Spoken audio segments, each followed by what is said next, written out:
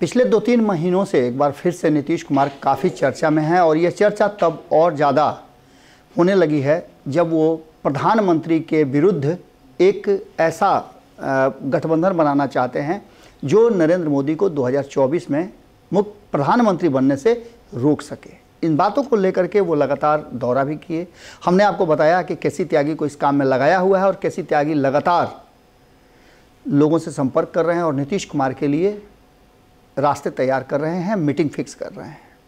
अब ये कहा जा रहा था कि नीतीश कुमार जब कुढ़नी का चुनाव रिजल्ट आ जाएगा, उनके पार्टी के राष्ट्रीय अध्यक्ष का औपचारिक घोषणा हो जाएगा, उसके बाद से फ्री हो जाएंगे और तेजस्वी यादव को कार्यकारी बना करके वो निकल जाएंगे। लेकिन इन सब बातों के साथ साथ एक बात जो सबसे महत्वपूर्ण है वो है नरेंद्र मोदी के विरुद्ध नीतीश कुमार का बिगुल फूंकना। इसको लेकर के अब कई तरह की बातें कही जा रही हैं और यहाँ तक कि कुढ़नी का रिजल्ट अभी आना बाकी है, उसमें अभी 24 घंटे की देर है, लेकिन उससे पहले नीतीश कुमार का रिजल्ट आउट हो गया है, 2 नंबर से फेल हुए हैं। ये क्यों हम कह रहे हैं तो ये हम आपको विस्तार से बताते हैं और विस्तार से जानने की अगर इच्छा आपको है तो आप नीतीश कुमार के इतिहास को जानिए।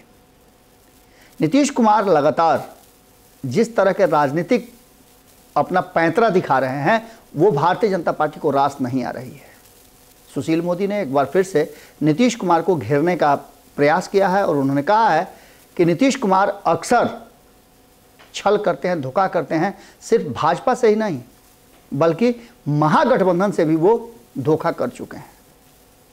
प्रधानमंत्री नरेंद्र मोदी से 2 बार उन्होंने धोखा किया, 2013 में और फिर 2022 में। इस बीच में जब जब उन्हें अपने हिसाब से लगा तब तब उन्होंने पाला बदल लिया और महागठबंधन से भी बाहर होकर के फिर एनडीए के साथ चले गए।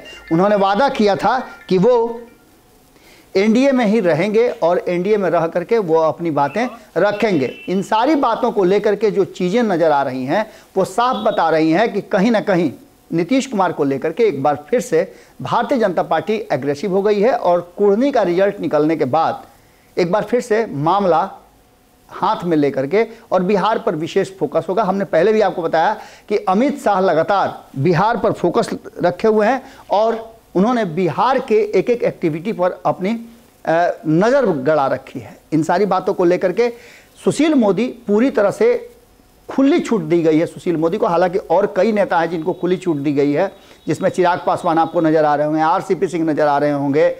आने वाले समय में भी कई लोगों का नाम इसमें आ रहा है जो नीतीश कुमार को चरतरफा घेरने की कोशिश करेंगे, चक्रव्यूह की रचना होगी। लेकिन सुशील मोदी पूरे फॉर्म में आ गए हैं और जब सुशील मोदी फॉर्म में आते हैं तो नीतीश कुमार कहीं ना कहीं विचलित जरूर हो जाते हैं। उन्होंने कहा है कि क्या नरेंद्र मोदी जो प्रधानमंत्री हैं इस देश के, उनके भी बिहार आने में प्रोटोकॉल का पालन नहीं करेंगे।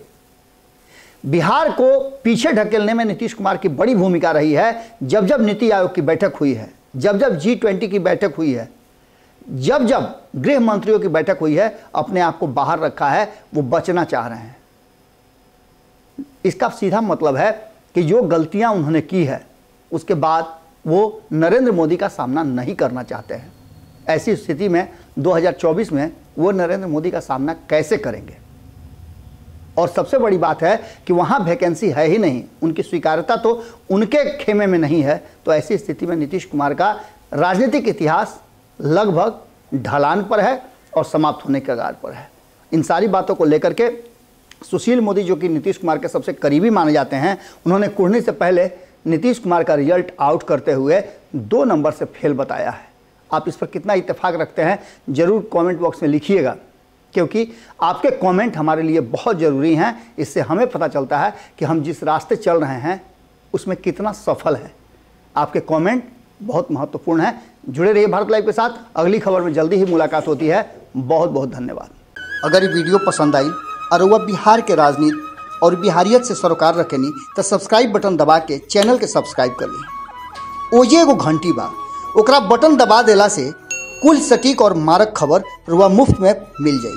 अगर रुआ पत्रकारिता के हमनी के नया प्रयोग में सहयोग कर चाहतानी तो ज्वाइन बटन दबा दी। पेटीएम नंबर नोट कर ली 9386816700।